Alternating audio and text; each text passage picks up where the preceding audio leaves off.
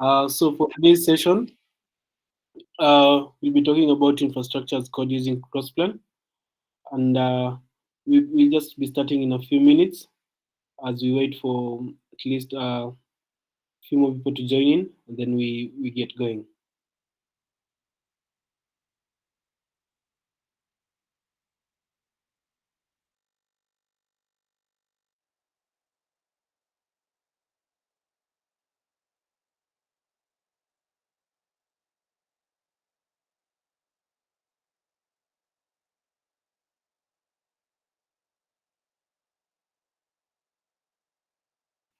So as we wait for people to join, you can send a chat where you're joining us from, or you can unmute yourself and just tell us where you're joining us from, so that you can get to know each other for just a minute, and then we start the session.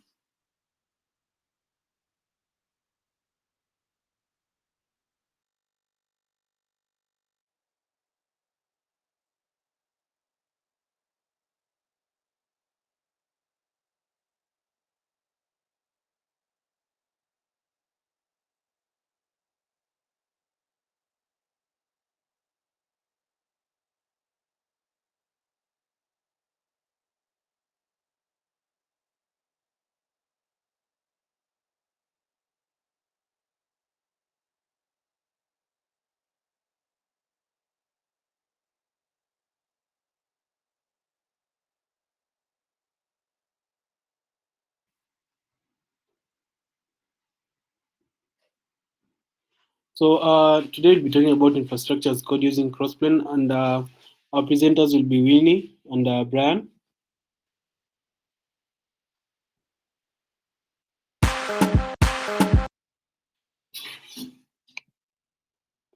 So the quote of the day is happiness is not by chance, but it's by your own choice.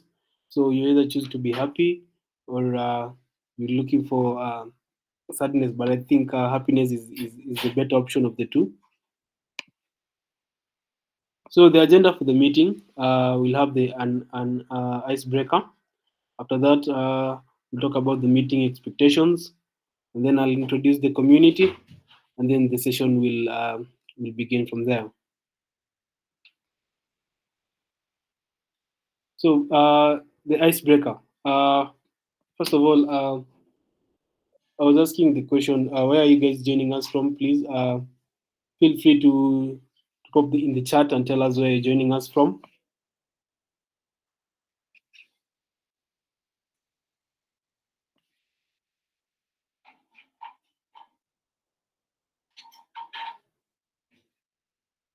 Someone from the chat.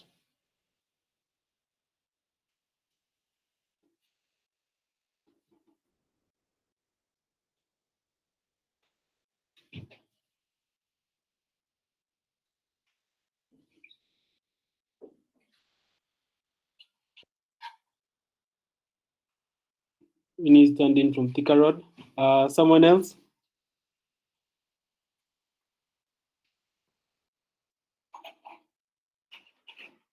We have someone from Eldoret, the land of champions. So there's someone else from Embu. Helen is from Embu. Okay, so the icebreaker for today is if you could have dinner with any any fictional character, who will it be and why? So any fictional character you know of that you think that you're gonna have dinner with. I'll start with myself.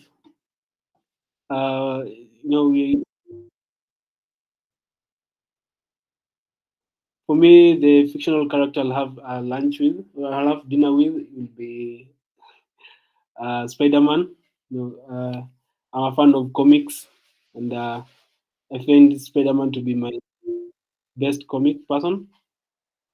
Yeah. So anyone from the chat, anyone who wants to take this?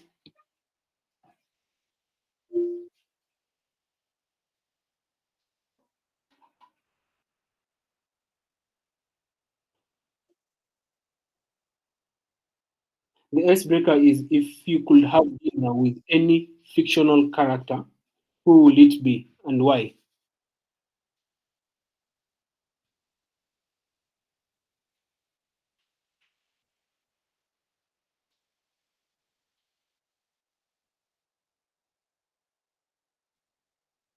Anyone?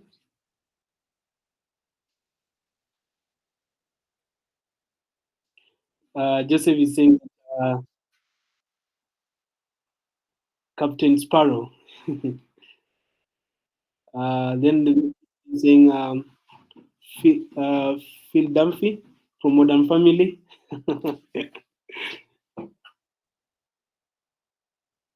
Ah, Finn.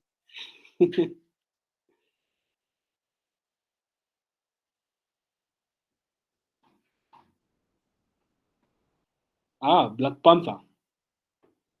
Charity sings Phoebe from Friends. She's unapologetically. So Charity, I think you don't like to apologize or something. Mr. Krabs from SpongeBob. Okay, cool. Let's continue.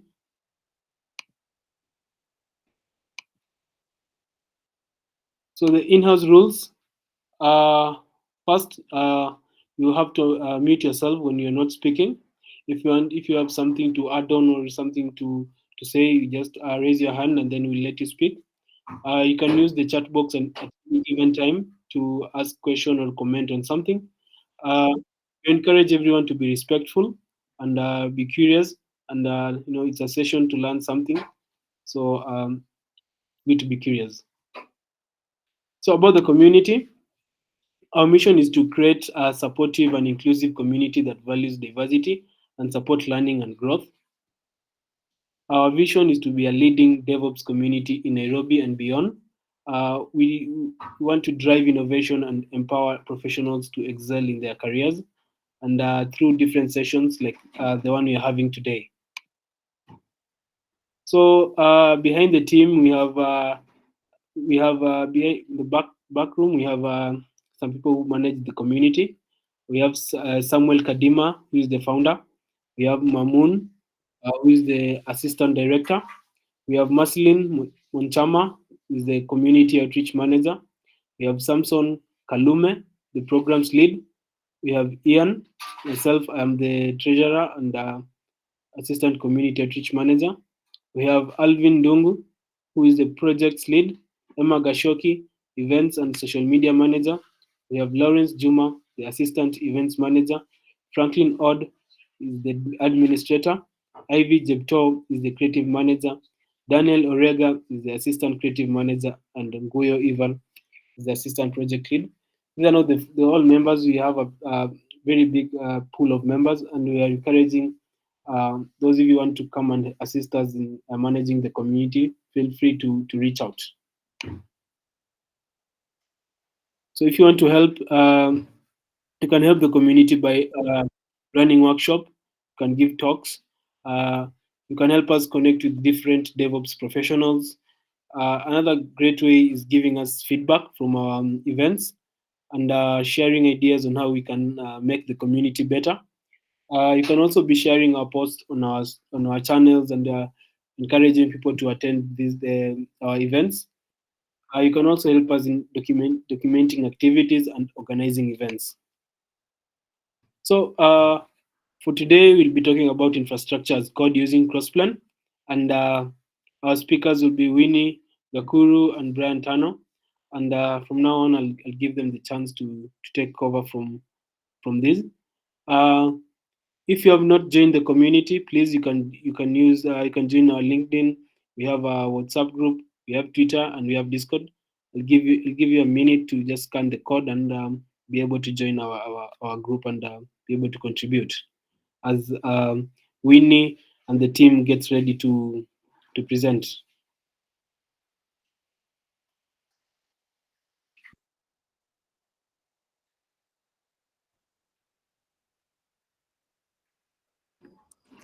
Oh, okay. Hi, team. I hope you can hear me. I think I will start and then I'll pass it to Winnie. So just do a small PPT just for to help us understand. So any of these slides, we will share it in the repo that we will share with you guys. So confirm, you can see the screen.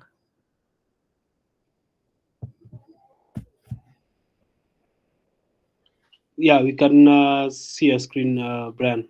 Okay, it is the presentation screen. Yes, it's the presentation screen. Okay, great. So as you've already heard, so today we'll talk about ISC using a Crossplane. It will be an in-depth of how you can use Crossplane to to manage your infrastructure. Yeah, so I will be doing the demo. I'll be doing the presentation alongside Winnie. So Winnie will do the demo part. Yeah, so I think I'll get started.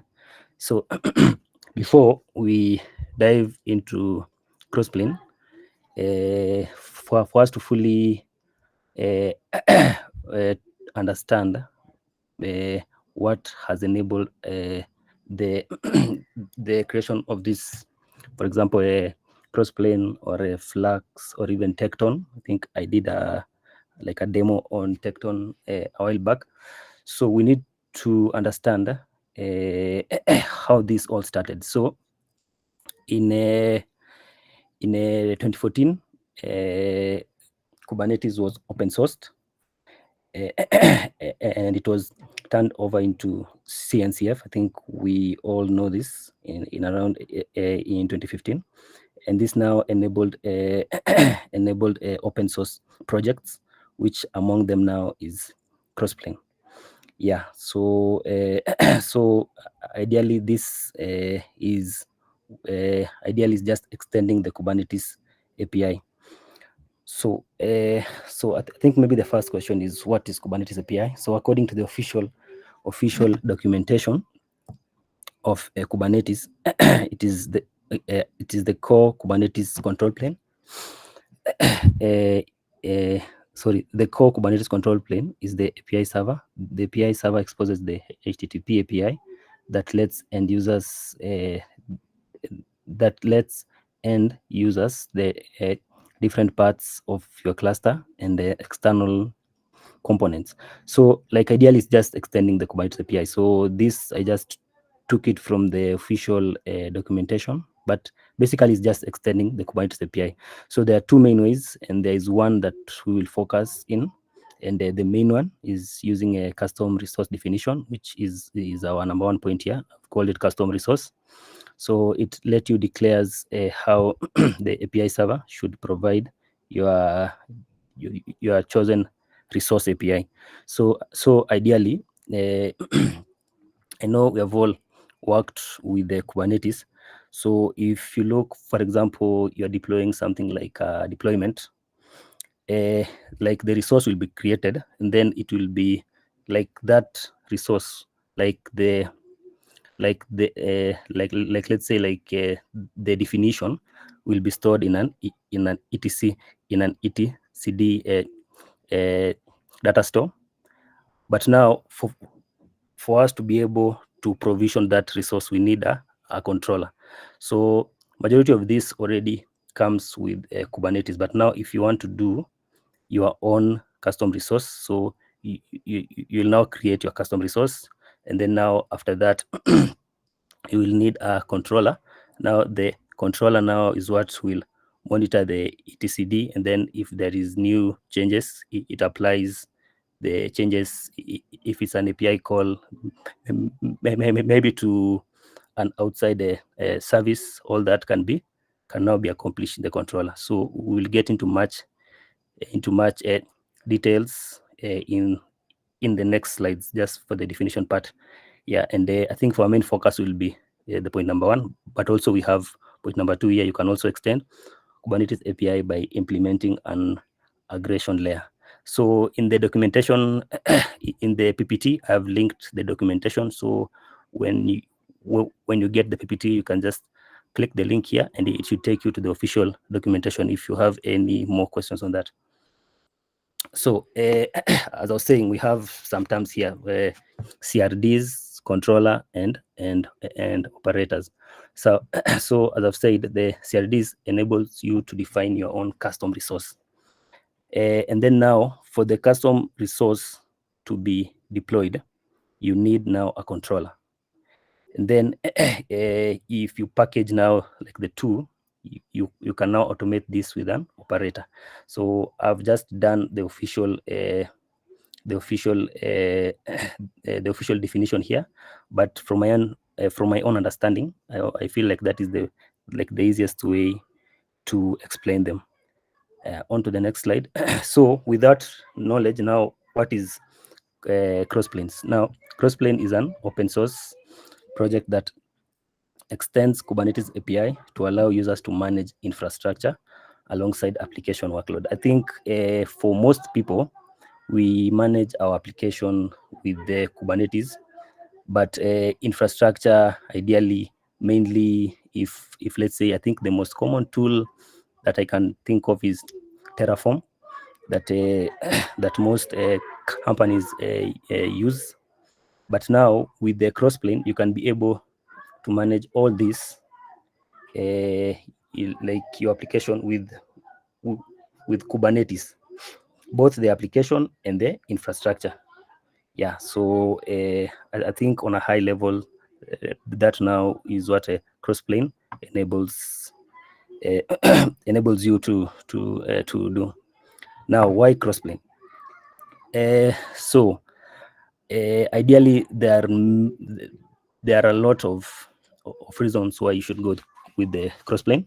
So I tried to fit as much as I could in this slide, but I only managed to do my top 9.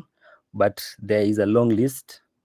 But I think the number one reasons that most people usually consider is it is multi-cloud and a hybrid cloud support. So you can use it with any cloud provider, AWS, Azure, GCP. It doesn't matter. It will work with all of them.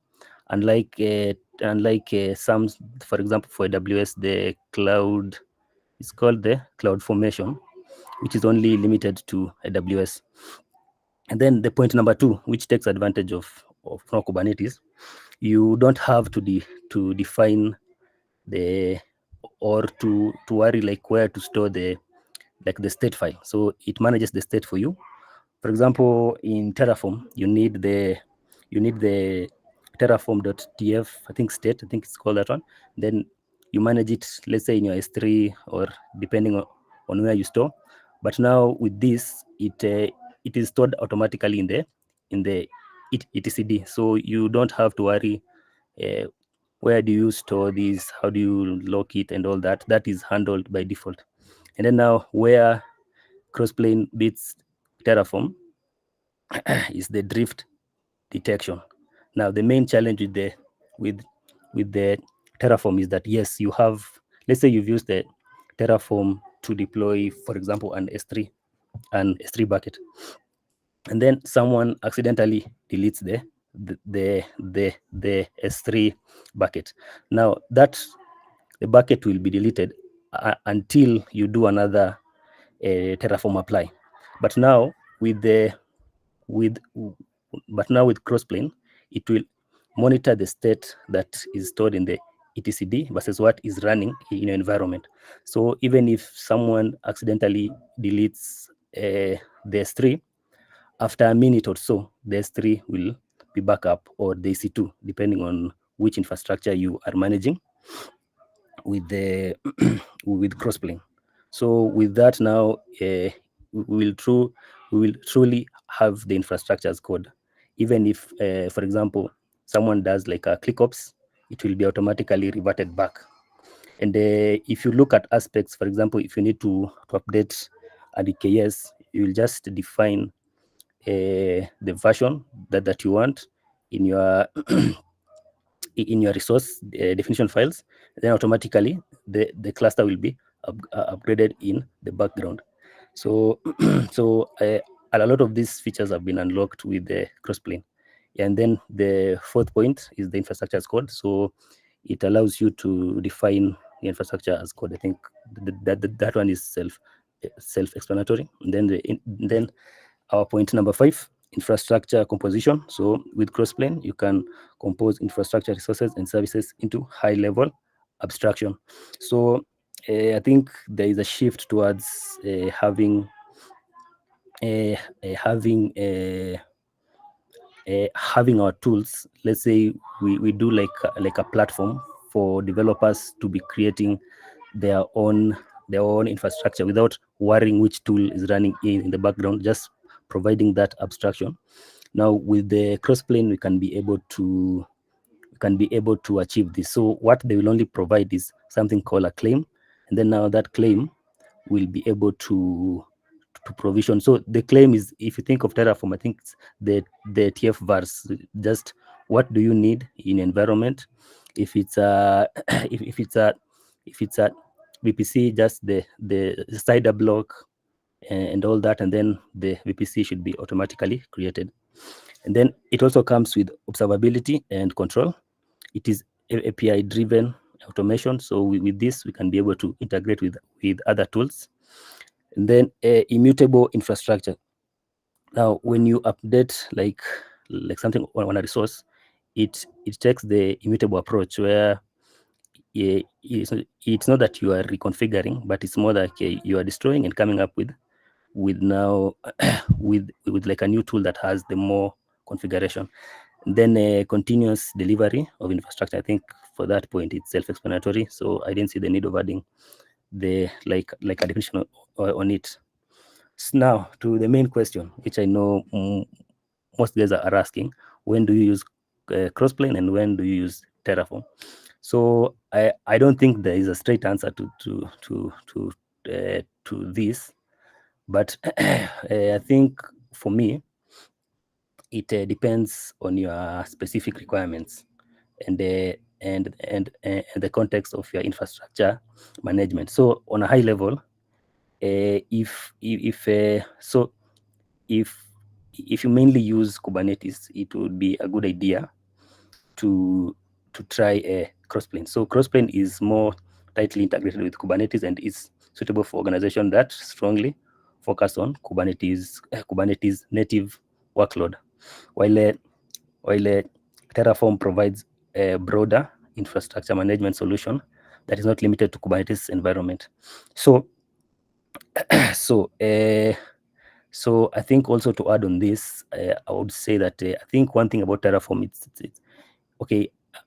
I don't want to use the word easier, but it's a bit easier as compared to Crossplane. But if you are more familiar with Kubernetes, Crossplane won't be that hard. Yeah, and then also with the Terraform, it requires a bit less work. I think I can say that. But I think for me, the number one would be Crossplane as compared to Terraform. But this conversation, there is no a right or a wrong answer. I think it's something that depending on your view, you will always be right on which tool to use. So let's look at example of something I've called managed resource. So I will explain this term in the next slide, but I just want us to appreciate maybe how easy it would be to create like an S3 bucket. So for this example, we'll create an S3 bucket. So I want us to ignore the first line. So ideally, we're just trying to come up with a name that would inject in the name field here. So it has to be a unique name. So that's why we are doing this.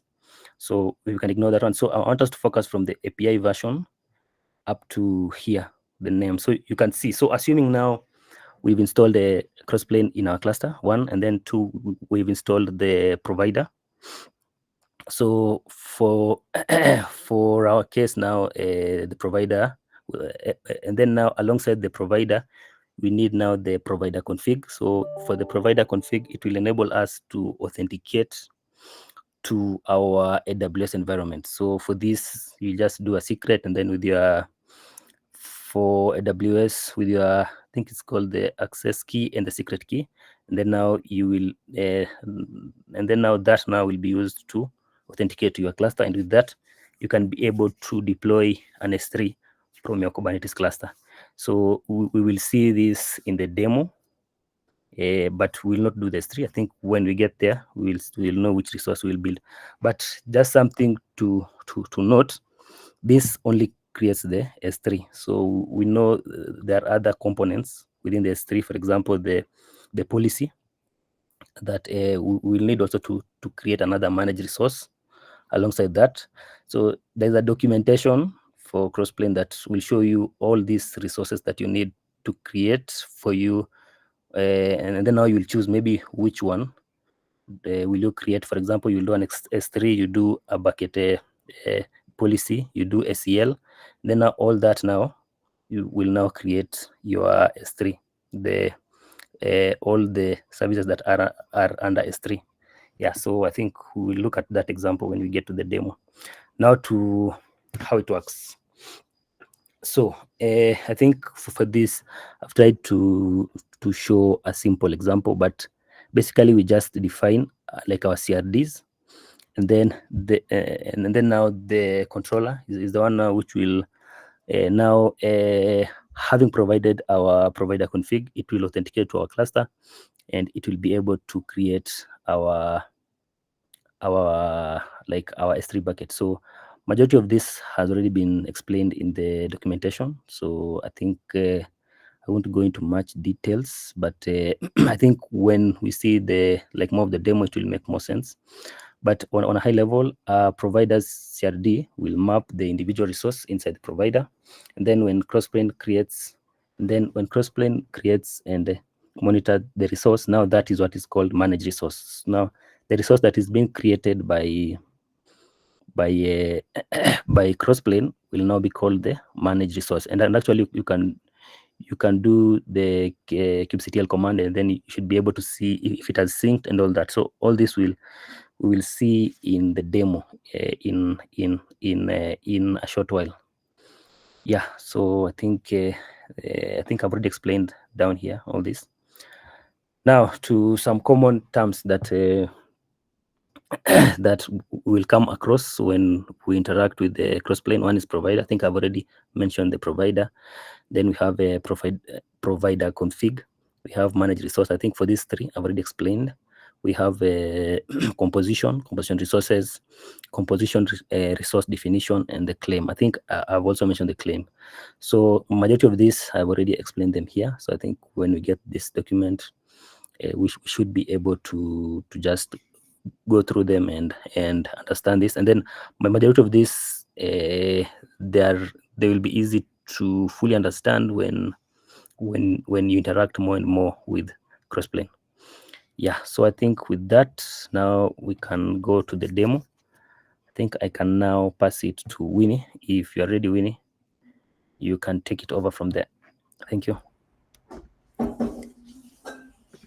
Okay, so thank you, Brian. Let me share my screen. Okay.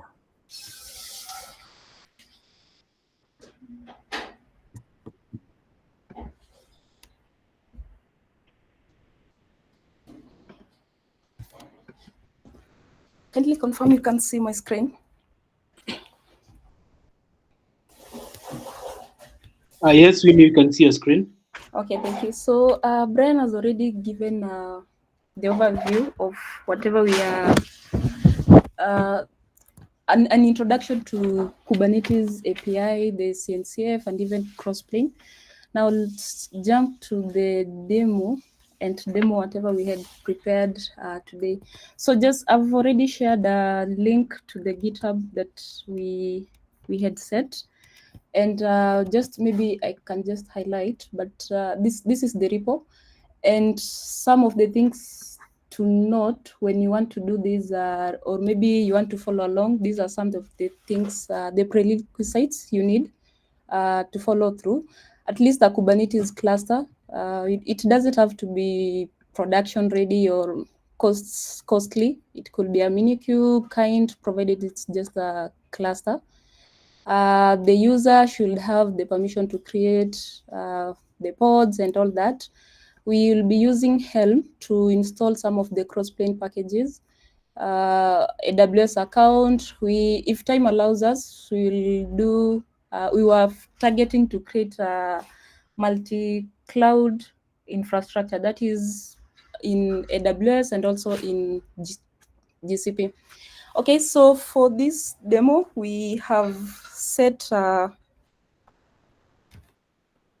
we did set our Minikube in an EC2. So I think that part will not go through it in terms of setting up a EC2 and all that. So also here we have some insight, although it differs with the Linux distro that you're using.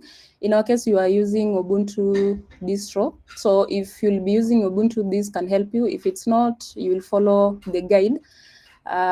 Or you can just Google when setting up maybe Docker and all that, depending on your distro and all that. Yeah, so let me share this other screen. Anyone who knows how to share an entire window, it will be hard switching.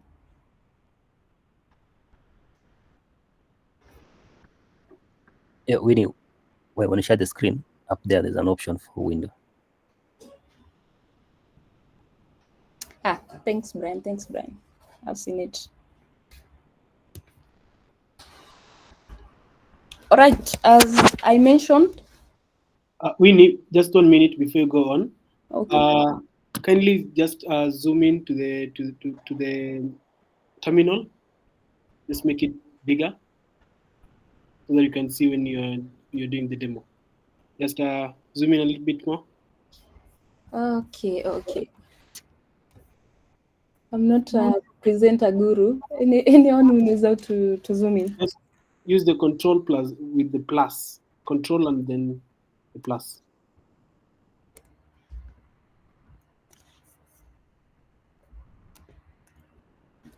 Yeah, Winnie, command plus. Yeah, command plus.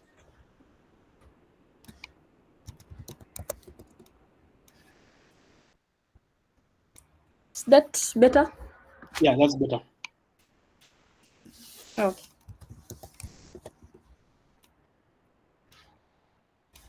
All right, as I mentioned, we will be using Minikube, so we'll start by confirming first if which context we're using.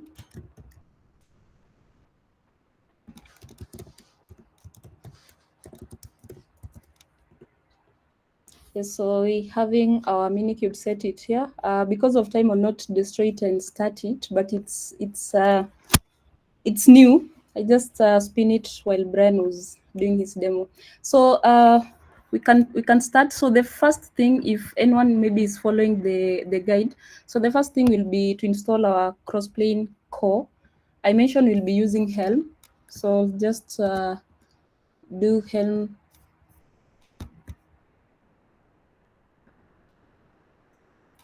Adding the repo, then installing it.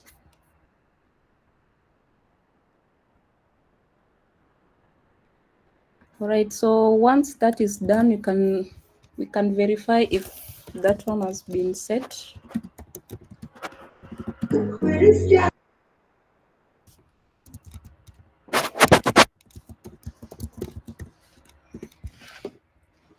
Yes, as you can see now, we have our Crossplane pods. So we have two, the core itself and Aardback. Aardback, basically, it's for managing the access. If you're familiar with Kubernetes Aardback, it's still the same concept. Yeah, so something to also note, Brian mentioned about CRD operators and controllers. So as we were doing that, there are some of the resources that has been installed, as you can see here. He mentioned about XRDs. So they're called, for Crossplane, they're called XRD because Kubernetes already has a CRD, which is composite resource definition. So for Crossplane, they decided to call it XRDs. So we have even the providers, store configs, logs, functions, and all that. Most of these are a bit advanced, but like composition, I think Brian also mentioned a bit of it. So it will depend with the need or the approach that you want to use. So so after installing the Crossplane core and all the resources, that the API resources that comes with it, the next we're going to install the provider. So I'm inside the Git repo that I've shared. So I've already Git cloned that repo. Maybe I can just showcase what we have. So we have a folder for providers, resources, and these are some of the credentials that I'll use to authenticate our Crossplane to be able to provision these respective resources we want. So in this case, I want to oh, sorry, I forgot to mention. So the resource that you're going to create is an EFS. So EFS, that is AWS EFS, not a bucket. So in this case, I'll start by going to, maybe I can show you the documentation that has been done by yes, the Upbound, who are the maintainer of Crossplane. So in this case, they have their site where they have documented all their providers and how to use them. So in this case, we made it as simple as we could.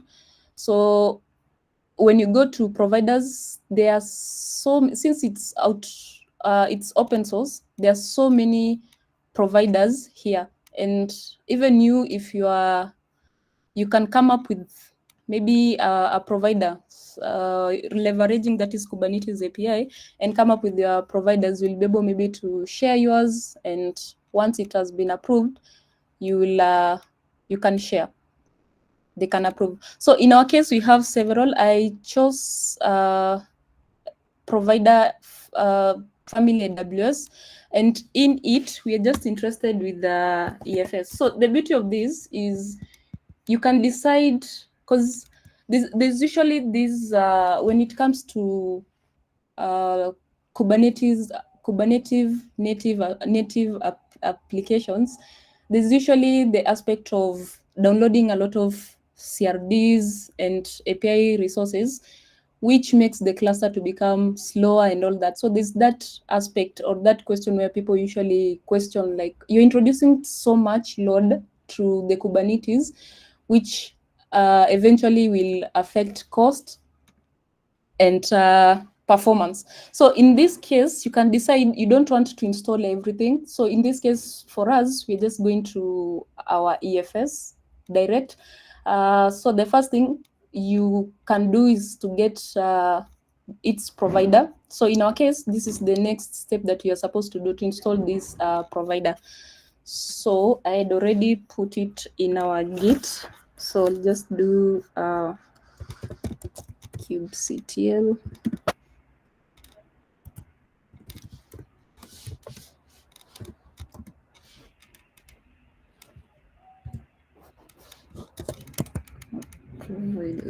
Sorry.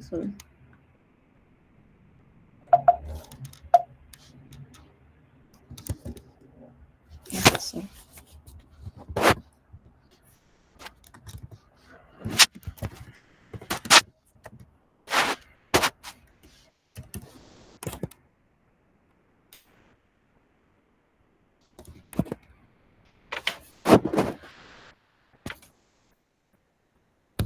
Yes, so we have installed our provider. So the next thing is we can confirm its status. Oh, sorry. Run the same command. So kubectl get providers. So the beauty of it, as anyone who have worked with Kubernetes, you realize we are actually reusing the capabilities of Kubernetes. So that is the beauty of extending Kubernetes API, because you don't have to do a lot of ground things. You have to just inherit whatever has already been set, and you're just up running. So this is the provider that you have installed, but it's dependent to this provider. So automatically it has been installed together with that. So we have our provider. Now we want to provision the real resources. We want, if we go to now our AWS account, we'll be able to, we are targeting to do an EFS, so we'll be able to get to see the specific resources created from by Crossplane. So one thing we mentioned is, of course, we have to authenticate it. I think Brian had also mentioned that, so I won't repeat. So I have my credentials here for AWS, and I also have one for GCP if time will allow us. So I'll go ahead and just apply. I hope the AWS credentials we are already familiar with that, so I won't repeat it, but basically it's just the access key that we'll use to authenticate.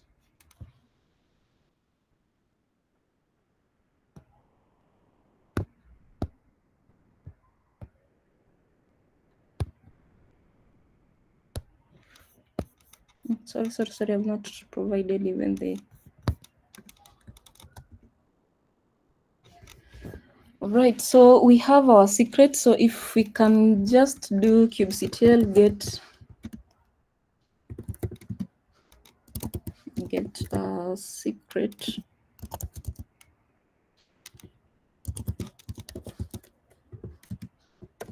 It's under Crossplane.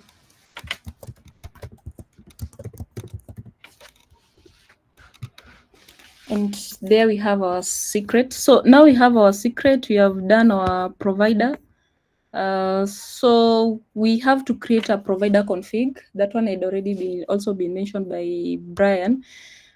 So this provider config, basically it's what Crossplane will use to authenticate. So we have a secret, but we have not linked it, or we have not tell Crossplane how to use it. So to facilitate that, we have to use we create a provider config.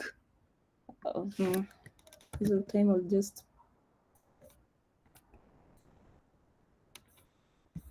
paste it. So and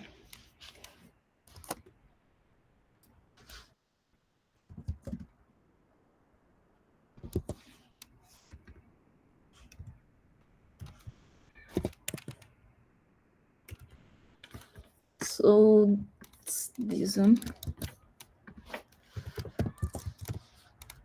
scale apply shelf.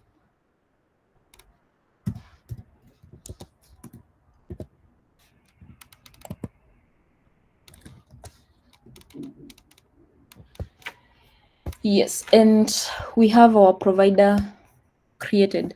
So with that, now at least we have almost everything that we need, and now we can now start creating the managed resources as required. So in our case, our target is the EFS. So also if you can just open. So if you follow this, you'll be able to see we have put it under EFS. So these are the resources that we'll be creating. Of course, we'll start with the file system. So you have already provisioned it the way it is.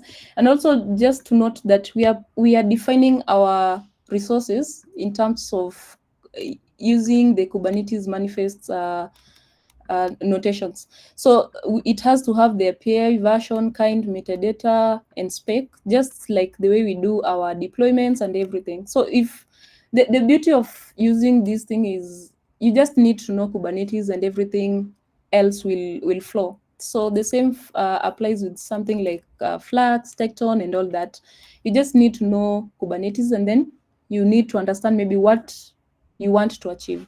So in our case, we'll start with the file system. Maybe I can just go through it. We have the annotations. These annotations and labels most of the time are being used. A good example is when you are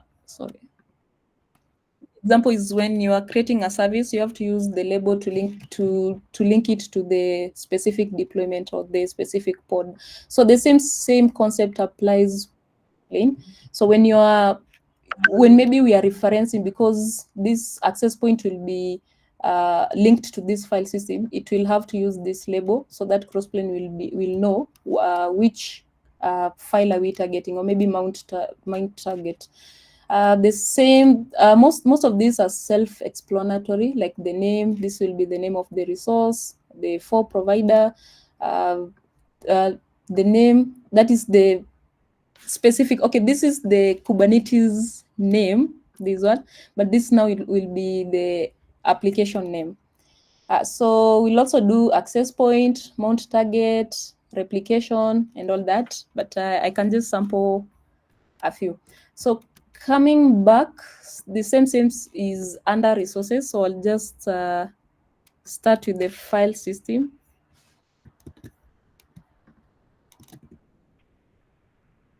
Okay, we have status created. I'll go ahead and do the access point.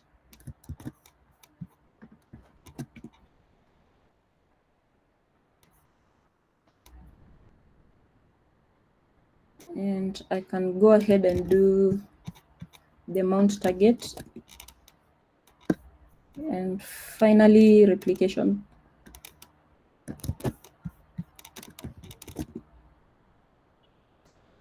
All right, so we have created, so we will still use Kubernetes kubectl to be able to know the status of our resources. So in this case, we'll just do kubectl get managed.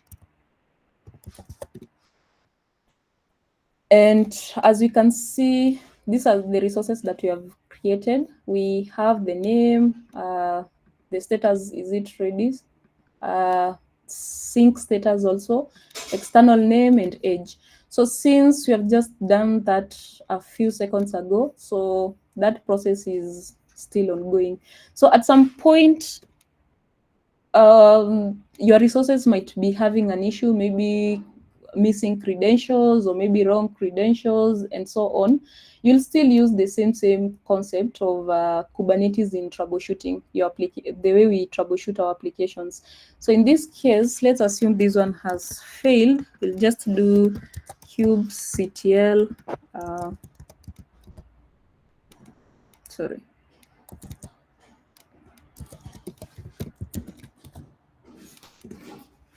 All right. Yes, and actually it has failed. As you can see now, I think my credential is cannot call identity. Status for ID. Yeah, so I think my credential is invalid. So let me check the token that I supplied. So that's the beauty of at least using Kubernetes, because you'll just use the same way we usually troubleshoot our applications to be able to know what's happening with your application and why it's not being deployed. Martin, can I ask you to resend for me the credentials as I proceed to GCP because of time?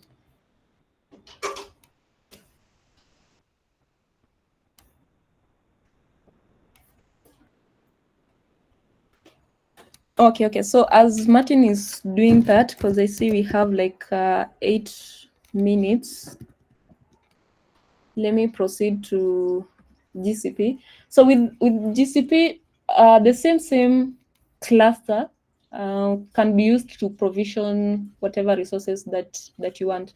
In our case, we decided to use an EC2, but if you are able, you can also just provision you can just set a cluster locally, whether it's using Docker desktop, Minikube kind or whatever, and you'll be able to create whatever resources that you need.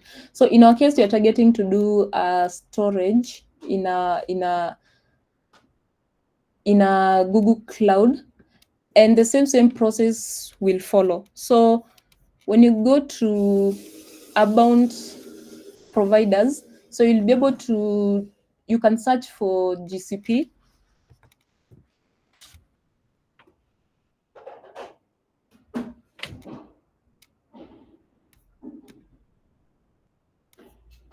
Yes, and the same process applies. So for the provider, you'll use this one to set it, and it will also install whatever resources that it requires.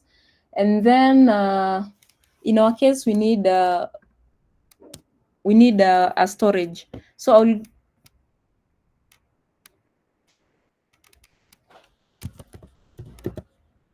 you'll search and you'll be able to install whichever storage you want, depending on your requirement. So following through our setup,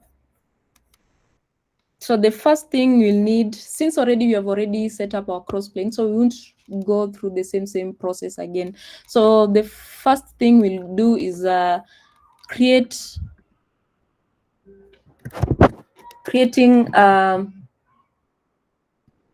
sorry.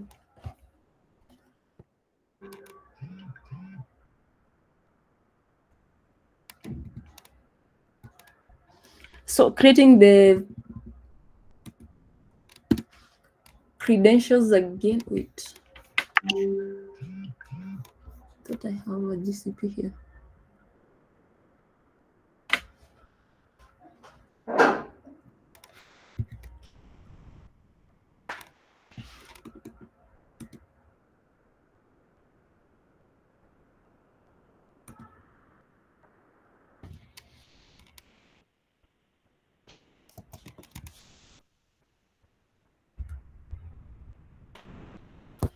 Yes, so we'll set that one. Second is doing,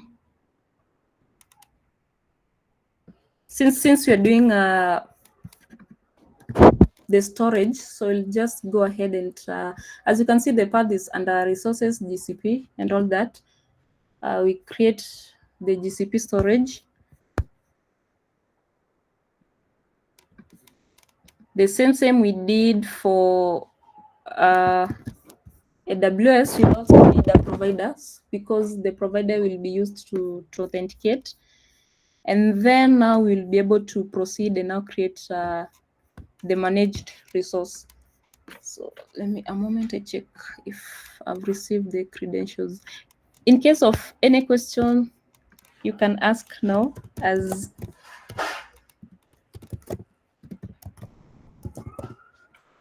I update my credentials. So you can use the chat to ask a question, or you can raise your hand and then we can unmute you so that you can ask your question. So feel free to do so.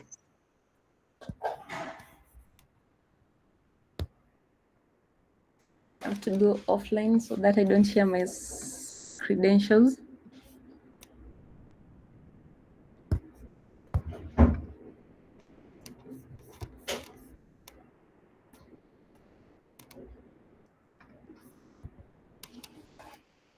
Yes, Tony. Hi, everyone. Can you hear me, Ian? Yes, we can hear you. Okay. So thanks, Bran and Winnie, for the presentation. So I saw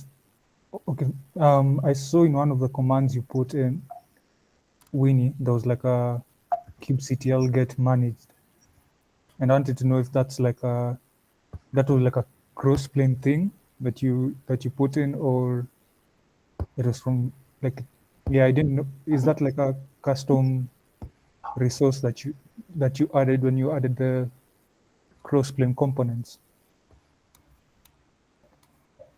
Yes, Tony. That one is a custom resource. Only you can only run it once maybe you have installed Crossplane in your Kubernetes.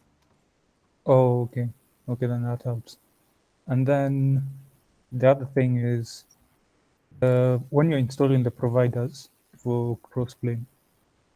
So so can you just confirm it? So you go to the Upbound marketplace, then you search if you want to use GCP, you search for the GCP provider, then you've been like, once you find it, you copy paste the I think I saw some code there, and then you put it in the folders, because to me it was like two different places. Like there's the marketplace, and then there was that folder for resources for the providers. So could you like clarify that? Where do you how do you install the providers?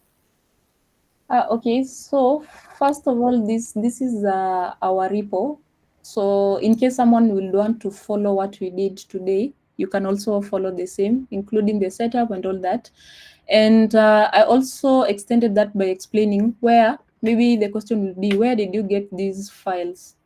For example, maybe like AWS provider, where did you get these files? So that's why I was showcasing the process. Also to note, these are basic or maybe the default one. When it comes to maybe when you're doing your real application, there are few things you need to modify. So there are some of the policies, like for example, in case of something like an S3 bucket. So depending on the need of your resource, you'll have to modify it based on your, I think let me use AWS is better. But basically you use this is a step-by-step guide, but this is the official guide or documentation done by the Upbound team or the Crossplane team. Okay, thanks for clarifying that. No, okay.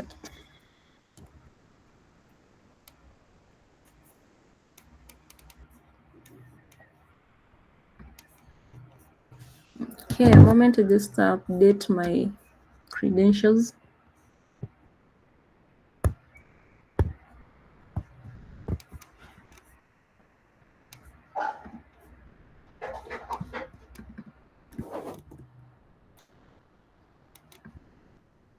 If you have more questions, please feel free to pop the question. This is the time for questions.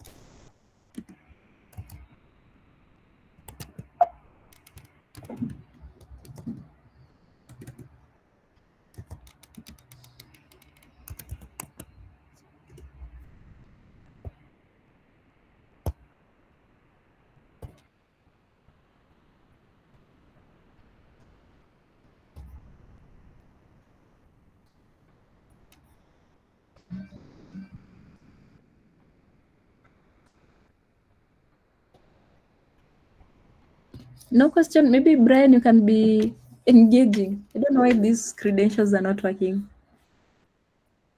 Yes, Helen. Hello, hi everyone. Can you hear me? Yes, Helen, we can hear you. Okay. Thank you for the presentation, Winnie and Brad. So I do have a question, but I will do a slight comparison maybe with Terraform. So with Terraform, you do have like a simple command to delete your resources. So how do you go about that in using Crossplane, or do you have to delete the resources individually in the Kubernetes cluster?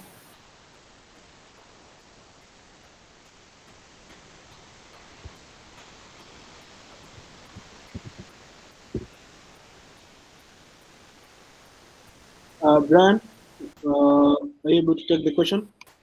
Okay. So the same way we delete our resources with TCPL delete, just the same way we will delete the resources. For example, I think for Terraform is Terraform destroy. Yeah, yes, like the native Kubernetes command will still apply in our case.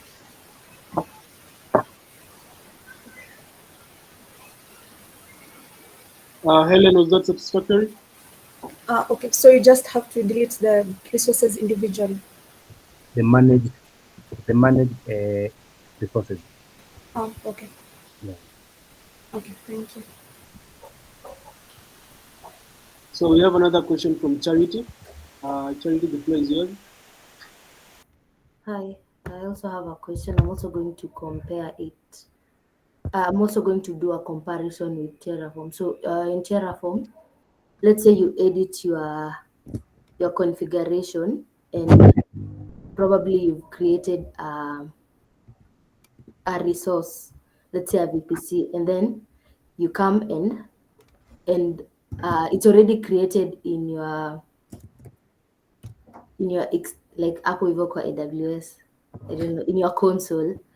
But when you come and delete it from your scripts and then you apply, see that state changes. So I think Terraform deletes it also on AWS, maybe on the console. So my question is, if I go, if in Crossplane, if I go and I have that composition and I delete probably one resource and apply, will it also delete the resource on the external provider?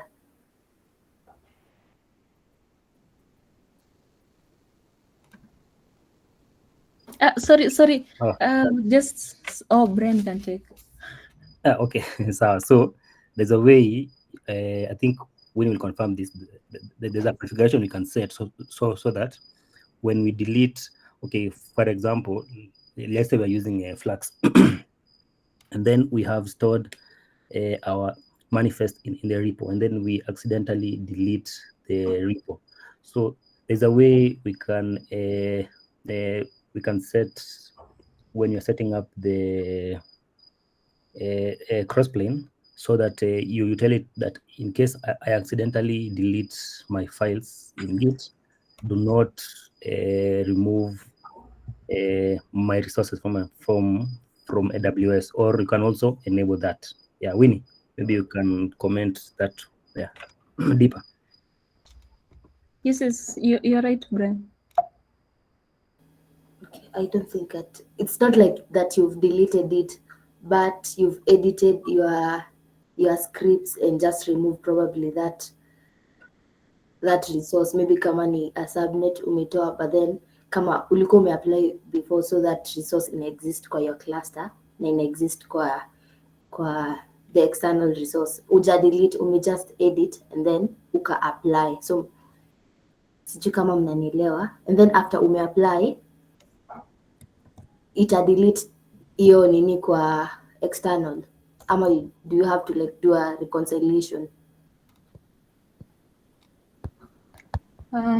Okay, so the first question will be, how did you edit? So if you edited it directly to the cluster, automatically Kubernetes will effect the changes. So whatever you have changed, it'll change.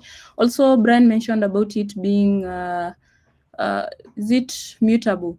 So it will recreate another resource in case there's any, immutable, in case there's any change. So for example, when maybe you're using maybe Flux, or maybe or it's called Argo CD to apply your resources. So when you make a change, it will be affected because inherit whatever Kubernetes currently does. So when, for example, when you delete a pod and it has a replica set, automatically that self-healing Kubernetes will automatically recreate it. But when you delete something like a deployment, itaenda kabisa. But when you modify a deployment, Kubernetes will effect the change. So Crossplane inherits that directly from Kubernetes. I don't know, Charity, if I got you right. Yes, thank you. No, okay.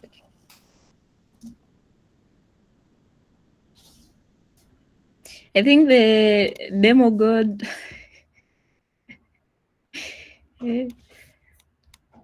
wameamua, but I think the GCP one should be working. I don't know what happened to these credentials. I had borrowed a AWS account. Martin will tell us further what happened to my credentials. But for the purpose of wrapping it up, so maybe we can use GCP to finish our demo. Let me bring back my screen so we can proceed and check the managed.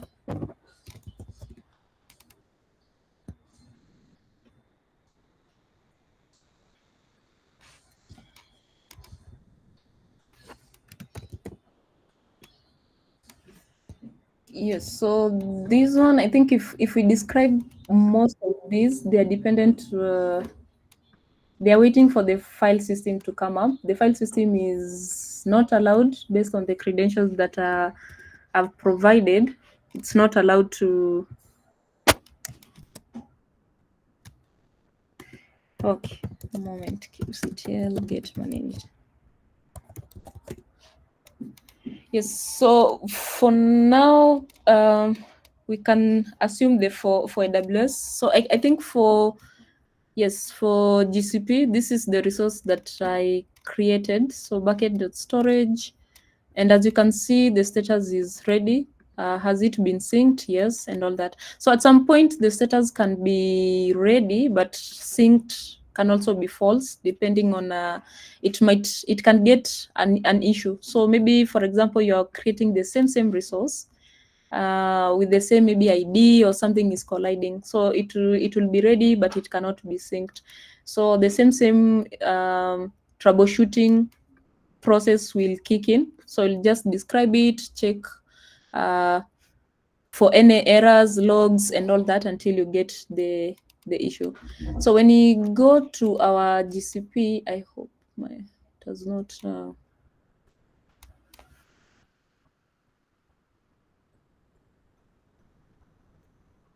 Yes, so when you come to our GCP, at least now this is the resource that we have provisioned. It's so basic. We have not fine-grained it, maybe adding, it's called that, adding policies and all that. We've just picked it as basic as it is. So for EFS, what we are expecting is to have an EFS here. It should have its access point, mounting path, and all that. But the demo gods have decided today my credentials will not work, but I'll pick on that. So back to you, Ian. I think we are done from this side.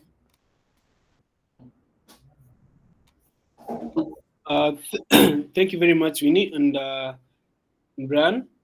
There's a question in the chat here.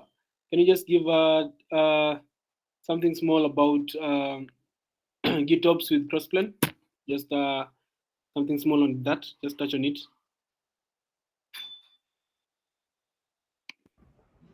Okay, so yeah, I think the demo distracted me a bit. So one thing to mention is what we have done is we can call it basic.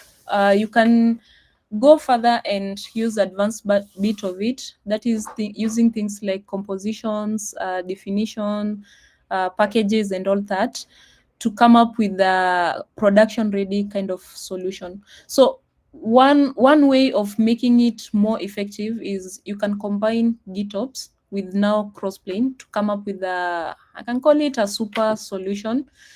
In that, we know GitOps is there, you're managing your application. Okay, we know most of the time we use GitOps for applications. You're managing your applications using using Git as the source of truth, and it makes it more effective because whatever you modify in your Git repository, that is GitHub, GitLab, or whichever it is, it will be affected in your cluster, and there are a lot of benefits in that. Even that is in case of someone has modified and you want to have that trace, so you'll be able to get it because Git has that history. So we have been using GitOps with the application. Now you can also extend GitOps with infrastructure as code. In that, consider you've been approached by organization A or maybe team A, and they need a number of resources. So you can come up with fine-grained kind of resources. That is, what is your definition of an S3 bucket? Maybe it should not be accessed to the public and all that.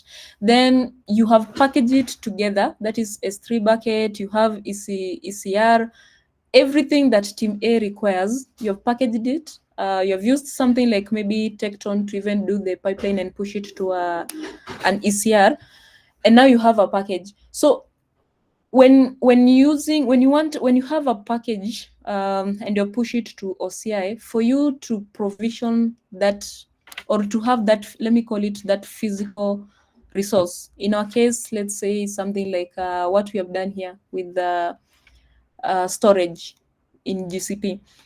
So you'll have to use something called a claim. So when you're using composition and definition, you have to claim it. So the composition is there, you have defined it, fine-grained it. So if team A needs a copy of that S3 bucket that has been fine-grained, you just do a claim.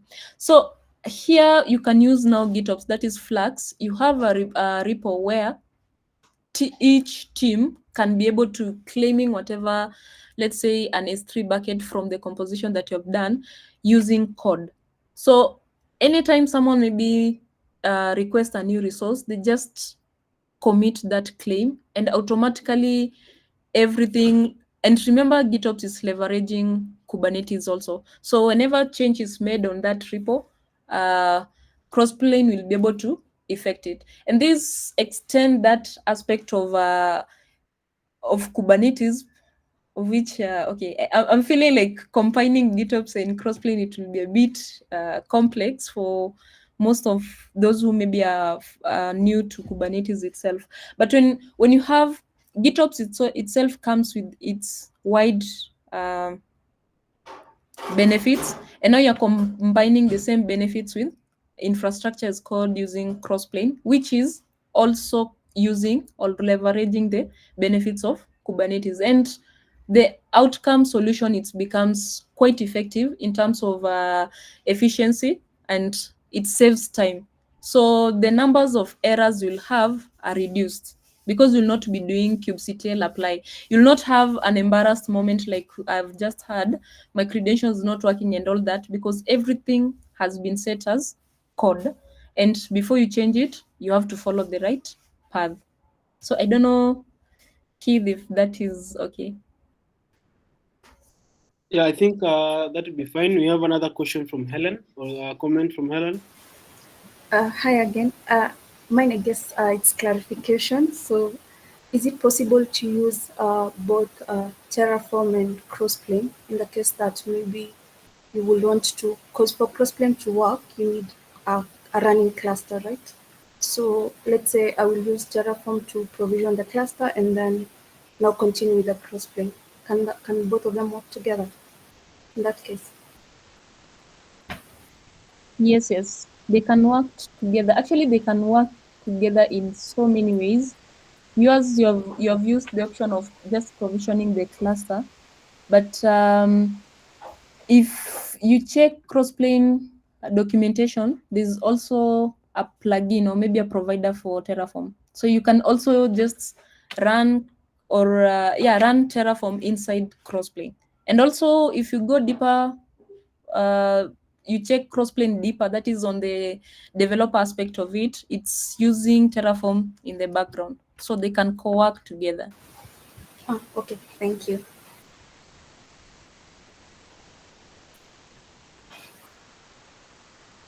So, anyone with a question or a comment on today's topic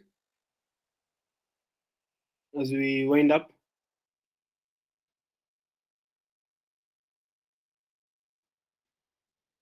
Since I don't see anyone raising their hand or writing a question, I want to say thank you to Winnie and Brian for the awesome topic on infrastructure as code with Crossplane. I'm very sorry for Winnie for the demo gods not working today, but we'll have another session about this. So on Wednesday, we'll be having a Twitter space. We'll be talking about the Kubernetes API. We'll be looking at how we can leverage the Kubernetes API to do many things. For example, what Crossplane has been doing. I will be looking at other stuff that Kubernetes can also do.